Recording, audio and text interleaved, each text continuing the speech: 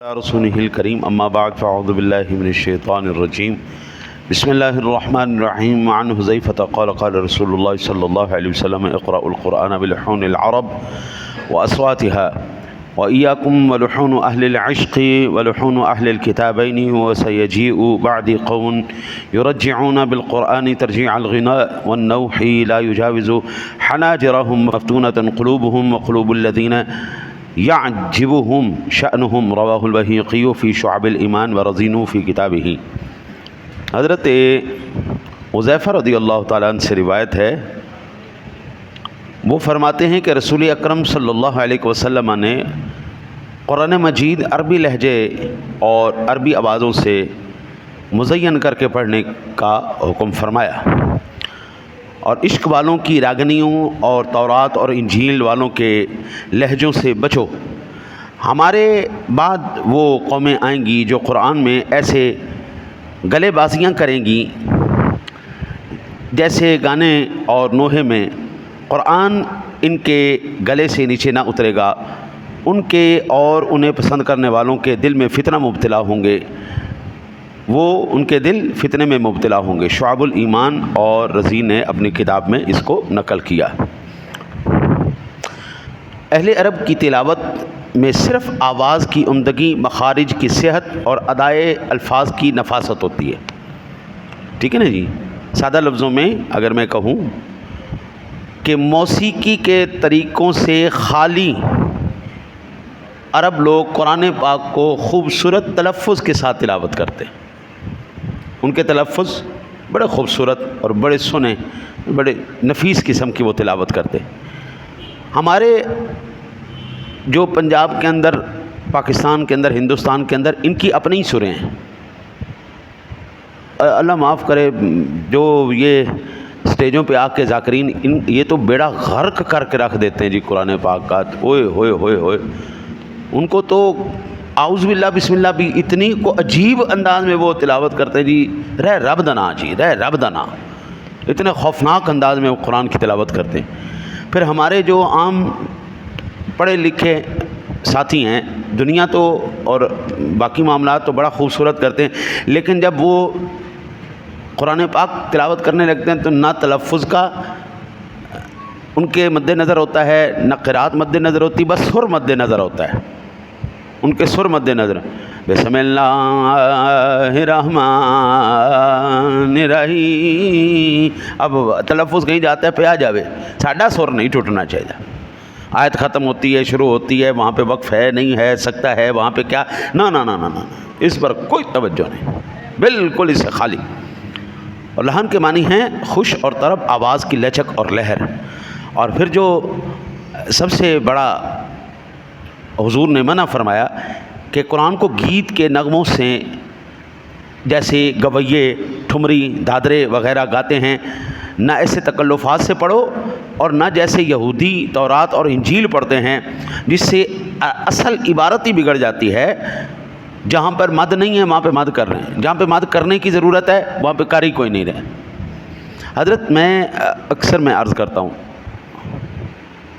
آج سے 50 سال پہلے کوئی یہ کہتا نا جی مجھے کوئی پڑھانے والا نہیں ہے، تو یہ بات سمجھ میں آتی تھی کہ واقعتاً قراء کی اتنی جو ہے قلت تھی کہ قرآن واقعتاً ہی پڑھانے والے کم تھے. لیکن آج کے اگر دور میں کوئی کہے نا جی کہ آج مجھے کوئی قاری نہیں ملتا، یہ بالکل غلط ہے، یہ بالکل غلط ہے. گلی گلی کے اندر مسجد کھلی ہوئی ہے، ہر مسجد کے اندر کم از کم ایک ایسا شخص ضرور ہوتا ہے جو قرآن سنا پڑتا ہے. اور آج کے دن میں حضرت عمر کی قید کوئی نہیں ہے. میں اگر 50 سال کا ہو گیا ہوں تو اس میں یہ نہیں کہ اب میری عمر اتنی ہو گئی، یا 60 سال کا ہو گیا میری اتنی عمر ہو گئی اب میں قرآن سیکھوں. حضرت سلمان فارسی رضی اللہ تعالیٰ عنہ 60 سال کی عمر میں حضور کی بارگاہ میں حاضر ہوئے، 60 سال کی عمر میں، اور پھر 120 سال، پھر اگلے 60 سال وہ زندہ رہے، 120 سال عمر انہوں نے پائی. حضرت شیخ سعدی جو اتنا بڑا عالم دین 40 سال کے بعد اس نے پڑھنا شروع کیا ہے. حضور نبی اکرم صلی اللہ علیہ وسلم کے دعوت کے نتیجے میں بعض ایسے بھی صحابہ تھے جو بزرگ ترین صحابہ تھے. سیدنا صدیق اکبر کے ابا جان ایمان لائے، حضرت ابو قحافہ، ہاں جی، وہ ایمان لے کے آئے.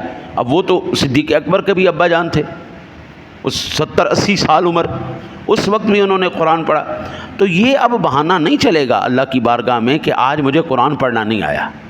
اور یہ دیکھیں، آپ مجھ سے راضی ہوں یا ناراض ہوں، بات سیدھی میں کرنے کا عادی ہوں، اور مجھے صرف اللہ اور اس کے رسول کی رضا سے مقصد ہے. مجھے دنیا کی رضا یا ناراضگی سے کوئی فرق نہیں پڑتا. اللہ رسول کی بارگاہ میں آج اگر کوئی مسلمان حاضر ہوتا ہے نا، قبر میں حاضر ہوگا، تو کل حشر میں اللہ کو منہ کیا دکھائے گا کہ صرف اللہ نے کہا میں نے اتنی نعمتیں دی تھی، اس کے بدلے میں تو نے کیا کیا. قرآن تو اللہ سے باتیں کرنے کا ایک ذریعہ ہے نا. نماز ہے، قرآن ہے، یہ تو اللہ سے باتیں کرنا ہے. آپ اللہ سے باتیں کر رہے ہیں، اللہ قرآن کے ذریعے ہم سے باتیں کر رہا ہے. تو اللہ کی بات، اللہ سے بات کرنے کے لیے، آپ اللہ سے کلام کرنے کے لیے کچھ تمیز اور کچھ دائرے تو ہیں نا جی، کچھ حدود ہیں کچھ. ہاں جی، ہر ایک بڑے شخص کے پاس جانے کے آداب ہوتے ہیں، گفتگو کے آداب ہوتے ہیں، اور بلا تشبیہ وہ ذات بڑی اونچی ذات ہے، اس کی بارگاہ میں کلام پڑھنے کے آداب ہیں جو کریم آقا جی علیہ الصلوۃ والسلام نے ہمیں سکھائے. ٹھیک ہے نا جی. اب یہاں پر ایک اور بات بھی یاد رکھیے کہ یہ جو آج کل یہ نیا ٹرینڈ چل پڑا ہے، اور یہ میں اس کے بڑا سخت خلاف ہوں. گانوں کے اندر، قوالیوں کے اندر قرآن کی آیتیں انہوں نے پڑھنا شروع کر دی. یہ بڑی سخت، بہت سخت خطرناک بات. وہ ایک میں جو ہے نا جی ریل مجھے کسی نے بھیجی، ٹک ٹاک کی تھی یا کسی کی تھی. اب اس میں کیا تھا، پیچھے قرآن کی تلاوت چل رہی ہے، آگے کچھ اور ویڈیو لگائی ہوئی ہے، کوئی کام ہو رہا ہے اس طرح، کوئی آگے کام ہو رہا ہے، پیچھے جناب حدیث پاک لگائی ہوئی ہے. تلاوت پیچھے چل رہی ہے، آگے کوئی اور چیز ہو رہی ہے، پیچھے جناب بیک گراؤنڈ پہ قرآن پاک کی تلاوت ہو رہی ہے یا حدیث پاک کی تلاوت، اور آگے کچھ اور کام ہو رہا ہے. عجیب پروگرام چلا دیا یار. خدا کے بندے، قرآن پڑھنا ہے، حدیث پڑھنی ہے، اس کے لیے توجہ کا، اس کے لیے پورا جو ہے ضرورت ہوتی ہے. وَإِذَا قُرِئَ الْقُرْآنُ فَاسْتَمِعُوا لَهُ وَأَنصِتُوا لَعَلَّكُمْ تُرْحَمُونَ. غور سے سننا، توجہ کے ساتھ سننا. اب پیچھے بیک گراؤنڈ چل رہی ہے، آگے کوئی اور چیز کی ویڈیو لگائی ہوئی ہے. یہ بڑی خطرناک بات ہے اس حدیث پاک کی روح سے، یہ بالکل جائز نہیں ہے. ٹھیک ہے نا جی.